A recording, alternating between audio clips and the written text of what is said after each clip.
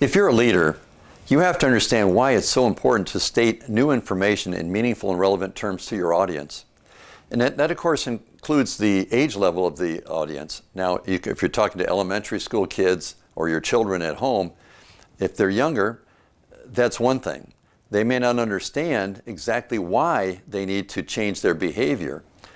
If they're an adult and they want to improve performance, you also have to explain why the benefit would be for them to make the change, because it will enhance their life and, of course, as well, the company.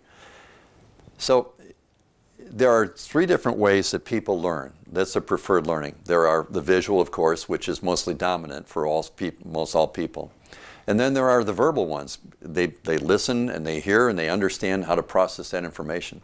But then there are also the kinesthetic cues. If you're teaching a sports skill, it might be the feel for the water pressure if you're teaching swimming, or the feel in a basketball shot, or writing an artistic circle, or a painting. So there's visual, verbal, and kinesthetic cues that you have to rely upon. But again, if you have some prior knowledge that you know your learner already has stored in their brain and their information, then you want to associate to that so that they can then grab the new information and make it meaningful and relevant in their lives. That makes it intrinsic. If you tell them it's important, oh yeah, right, it's important. But if they understand why it's important in their own frame of reference from what they already prior knowledge, they call it a priori knowledge, then they tend to make it intrinsic, and it's more powerful and less resistant to forgetting.